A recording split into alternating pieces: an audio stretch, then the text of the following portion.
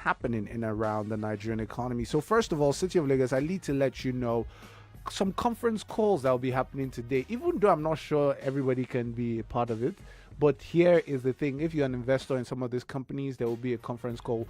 And this is the way conference calls happen, right? So a company exists and they just need to speak to analysts and investors about what they're doing, their plans, where you can ask questions. So it's a conference call where you can call in from any part of the world.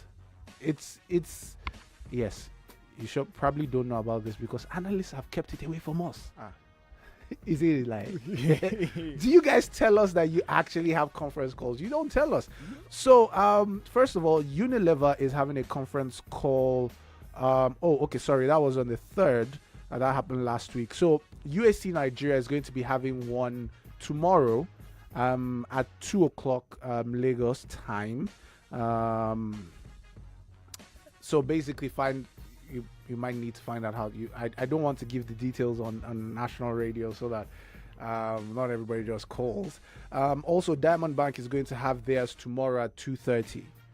So what it is usually it's most likely to be the CEO or the CFO, somebody top of the company that will be speaking, and then you can ask questions. Basically that's about it. So if you have issues around the investment direction of the company, the general directioning of the company, you can call to ask questions. Sometimes some of them know when your question is coming. Yes, I know I'm speaking specifically to some people. They don't always answer my question, but God is watching you. Anyway, moving on. All right, so City of Lagos, I don't know if you noticed. So there's this report out in the papers talking about the fact that Nigeria has borrowed altogether $3.1 billion for railway airport projects in Nigeria. This is not just the present administration, this is the present administration plus the last administration. Nigeria under the administration of President Muhammadu Buhari and that of former President Goodluck Jonathan has borrowed about $3.1 billion for railway and airport projects across the country. It was lent at $1.6 billion was borrowed by the current government for the construction of a standard gauge Lagos-Ibadan rail line, while the previous government reportedly collected $500 million, $800 million, and $800 million loans for the airport upgrade and Abuja-Kaduna new rail line, respectively.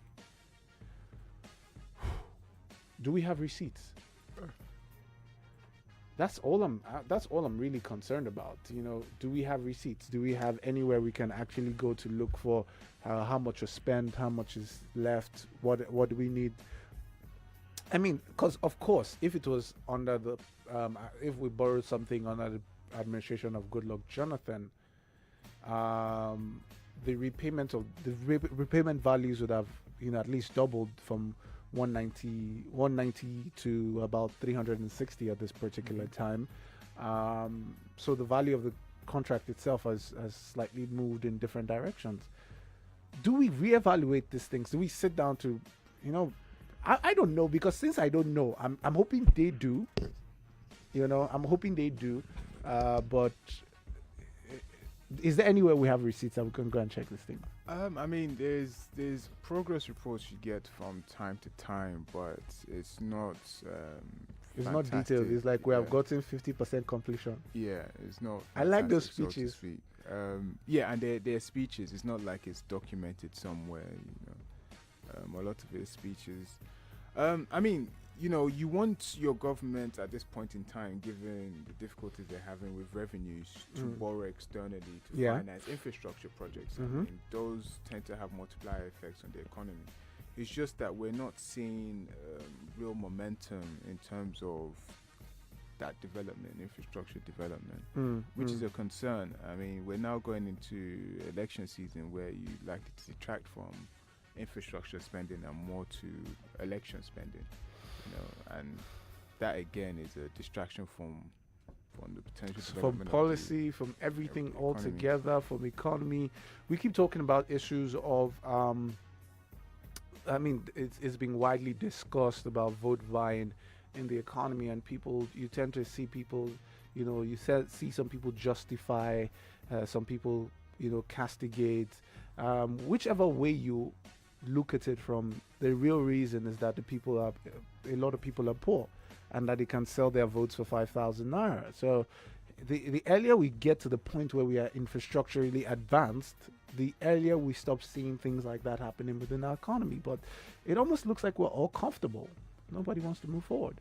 Yeah, I mean, I won't say we're all comfortable. I think it's just the ability to make that change from ground up is a bit limited.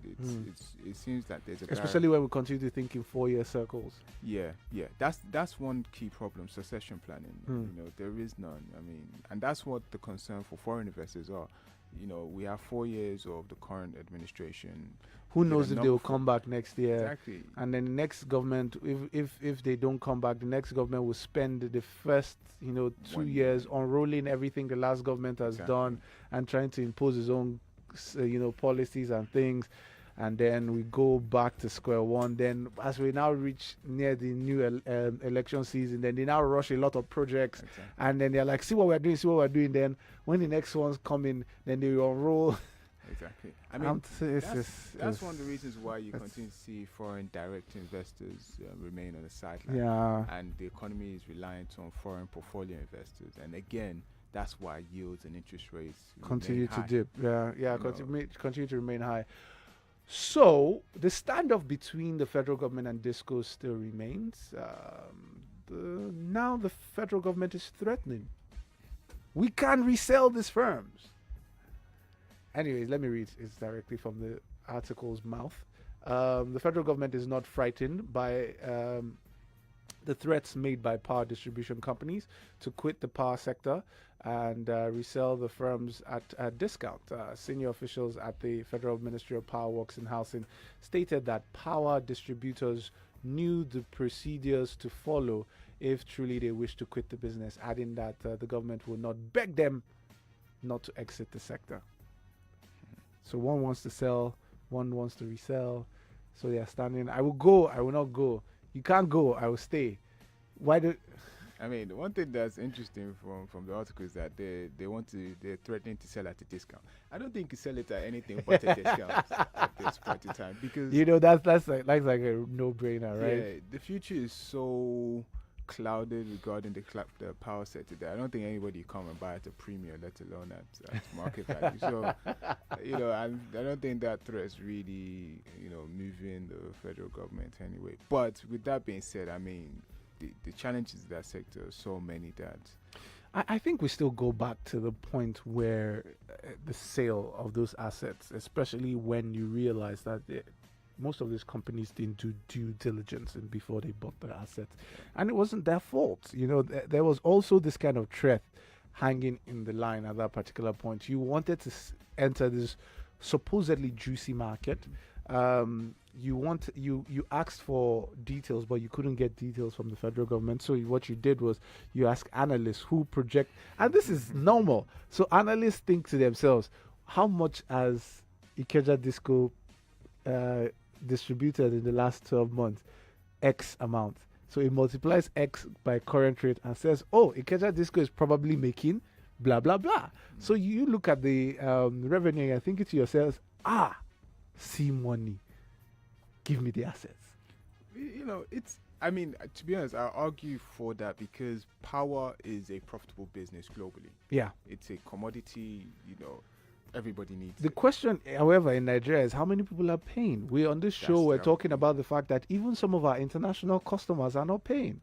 Our Niger, Benin, they are not paying. They're still owing us money for power. So how do we correlate this? But now we're in the chicken and the egg scenario. Discos are saying increase tariffs so that we can be able to cover more ground. People on the ground are saying, no, you've not given us power in the first place, so we can't pay more. The federal government is saying, if you want to sell, go. The discos are saying, government, give us more money. If you don't give us money, we'll leave. At the end of the day, nobody's going forward. I mean, the thing about the power sector is that you need tariffs to be able to increase your metering, your capex, etc. Your customers don't want to pay more because they're not going to get power improvements in the immediate time. Yeah. And they haven't been getting power for God knows how many decades.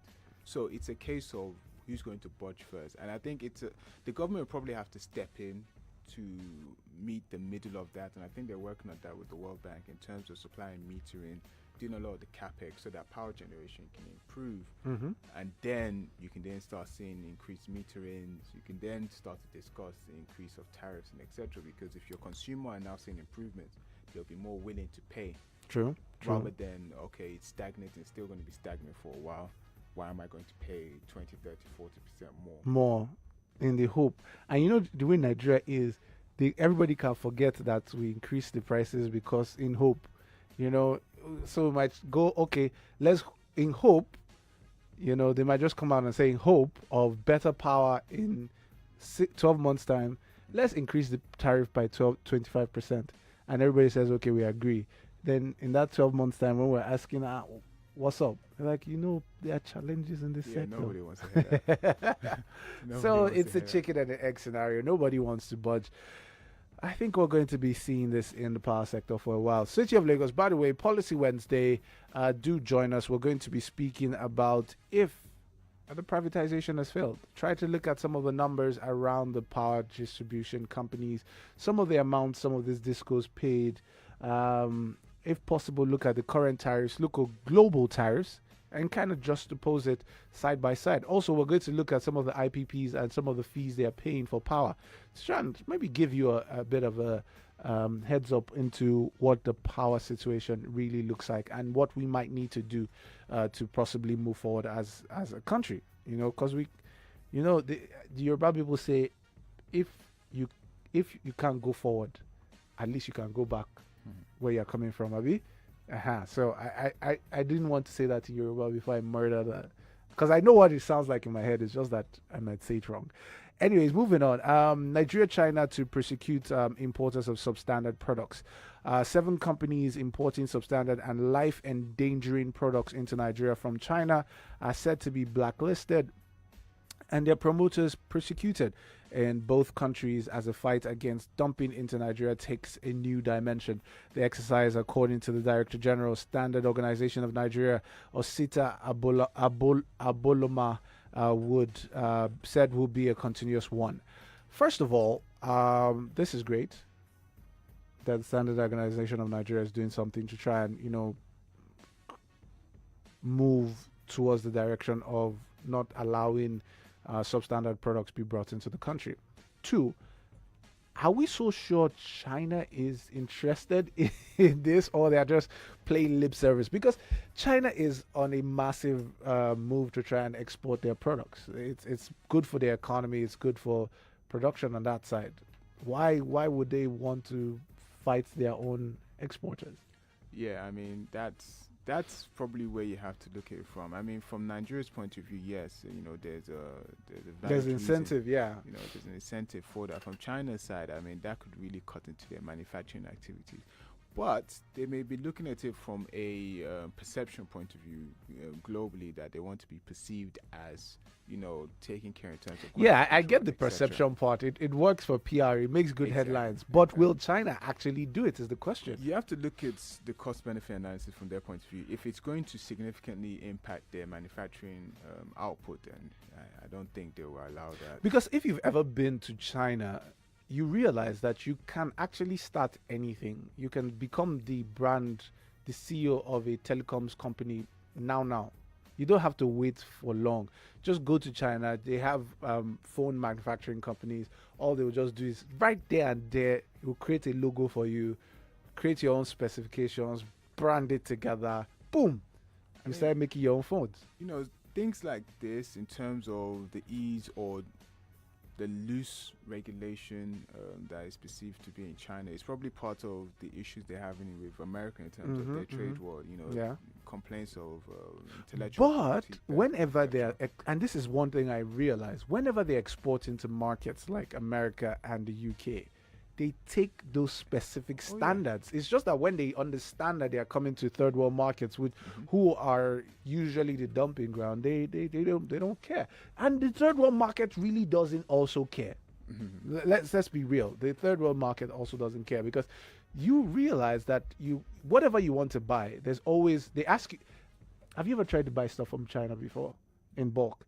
there's always that question of what is your specification? Yeah, They don't tell you this is our quality standard standard. what is your specification is always the question that is And there's a asked. price for everyone. You know, so they say, okay, oh, specification A is X amount, specification B is X minus 2. So they know that because you're coming from here, you probably might have a lesser standard than what is, but they'll give you the same look and feel, but then it might spoil in 2 weeks. I think there's also political implications as well. You know, if you're trading with an America or a UK, you know, their president or prime minister will call the corresponding head of state in China and have a discussion on as to this. I mean, God forbid if someone dies in the UK from a badly produced products imported from China, there are implications for this in terms of, you know, conflicts, trade wars with the US, for example. There will be those discussions. In Nigeria and other third world emerging nations, I'm not sure there's that, you know, significance or repercussions to that saying. We don't actually, and that is a lot we see in and around. So the markets continue to understand that Nigeria is a lax environment to dump. So this is a charge to the Standard Organization of Nigeria. They're doing fantastic work, but I feel pity for them because the work to be done is massive for just the organization, especially the fact that you realize that they're not as equipped as they should be to police all the borders, especially when some of them are very porous. So to police all the borders and make sure that whatever comes into Nigeria is at the appropriate standard. But yeah, you could also argue, I mean, if we as a nation stop buying from those that are importing, I'm sure, you know, they'll start importing. That's the question. You know, how? And that comes again to standards of living and poverty levels and etc. You know, if they were a bit higher, we probably won't. We did an analysis on the show Policy Wednesday where your meat comes from, and we actually pointed out the difference between locally produced poultry, as in chicken, and those brought in from our porous borders around West Africa, and that is actually about 30 to 40% more expensive what we make locally here as against there. And then there are the health hazards that come across with all the meat that comes from those areas. But yes, people continue to buy them because I mean it's cheaper. Yeah. City of Lagos. Anyways, moving on from that, I don't know if you do know, I think it's been widely reported that Nigeria's President Buhari is in UK on a 10-day working leave. Yeah, we just needed to point that out, you know, it's also business news. Anyways, moving on to the World Bank decision to support ERGP's execution. The World Bank has expressed its willingness to provide technical support to Nigeria on the implementation of the Economic Recovery and Growth Plan midterm review. The support will also cover power sector reform and public-private partnerships. The bank's Vice President for Africa, Hafiz Ganem, who disclosed this in Abuja during a discussion with the Minister of Budget and National Planning, Udo Udoma, has said that the lender across Nigeria accords Nigeria top priority in its considerations. So if you have listened to the show, you probably know my significant bias towards getting help from organizations like this, especially when it comes to implementing policy. You know, I always have an issue with it because the ERGP is really a policy-driven approach to be able to get recovery back. Do this, do that, in place, implement this, implement that, and you know we'll get back to growth. Why the World Bank needs to come and help us to implement it is what I don't understand. It's the financing. I mean, the World Bank can provide loans and other facilities that are very, very low interest rate. Have you read the ERGP? Yeah, I've read it. If the financing is clear, we don't also need I mean, you know, I think it's hard to fight, you know, or it's hard to get better financing than from the World Bank. Internally, I'm not sure we have the funds internally. But will we even collect it from the World Bank? Because you know it always comes with a caveat. Yeah. Yeah, I mean, I think we managed to get in 2016-17, I believe, part of the budget financing for that. I mean, a lot of this, from what I understand, is for the power sector. I think it's about $2.1 billion that they're looking to secure in total. Yeah, of course. Which, of course, is the fight going on right now with the discos. Yeah. City of Lagos, you did not hear from me. There's a lot of quarrels going on between the Gencos, the discos, and this World Bank money. Some are saying new entrants can't share in the money that we're originally supposed to share. You know, This is not fact, though. I mean, this is for the whole sector. Like, let's just get to the point where we're no, but the old guys are saying the new guys were not here before, so they were not in the consideration for the money. So let's share this one, then the next one we'll share together. God. It's Nigeria, people. It's But you see, Nigeria. that kind of conversation, it makes you a bit worrisome, because you start to think, are they actually going to do anything? Like, why are they fighting this aggressively over funds? Are they actually going to do what they're meant to do, or implement what they're meant to implement? Because you're fighting over it like it's fact, and it's a bit worrying. It's a bit worrying, of course. I mean, it's on some of those things that we continue to look at, and we're thinking, is there going to be any light at the end of the tunnel? Because right now it's just all pitch black. Yeah, Oh, literally. as in literally. The federal government approves establishment of education trust fund across states. Minister of Education Adamo has approved the establishment of education trust funds by all states of the federation. The fund, which with special emphasis on funding teacher development and secondary education, and the re-establishment of state education development funds and other funds, would create additional and sustainable funding source to improve education service delivery. This cannot be. I think when I saw this headline, I was a bit excited, but also, I don't know if I held much hope, because of course it is glaring that we need to educate our young people coming through. I said something recently, and I said, if the education of 20, 30 years ago, which was arguably better, public schools were arguably better, if that created the workforce today, imagine what the education of today, which is at least 50% worse than 30 years ago, will create for us in 30 years. Imagine the kind of labor force we're going to experience in 30 years. It shudders when you think about it, but it's important that we hit education. It should be our major priority to make sure everybody has access to education. They might decide not to want to go to school, but let them have access to it. The availability. The availability must be there, and not just education, it must be quality education. So we're hoping that all states can be able to plug into this new loop, educational trust fund, and hoping that we can have more people, can we... Yeah, it frustrates me when I think about it. It really does frustrate me when I think about it, because I just do hope that we're thinking in the right direction. So quickly, before we go, the federal government generates 1.4 trillion naira from operating surplus in 11 years. More than 1.4 trillion naira has accrued to the federal government through the payment of operating surplus by ministries, departmental agencies, since the enactment of the Fiscal Responsibility Act in 2007, according to the Fiscal Responsibility Commission. The Fiscal Responsibility Act 2007 requires listed agencies to pay 80% of their operating surplus into the Consolidated Revenue Fund and retain 20%. Question, however, is, where's this money? Yes, and what's going to be done with it? It's those two things. It's becoming a habit now that we read out numbers like this and we don't just say what, it's the person reading out is comfortable to say it. And of course, I guess the reporters are not asked, where's the money now? What are we doing? Okay, so 1.4 trillion naira. What has that money been used to do since then? Especially bearing in mind the budget deficit is at 2 trillion.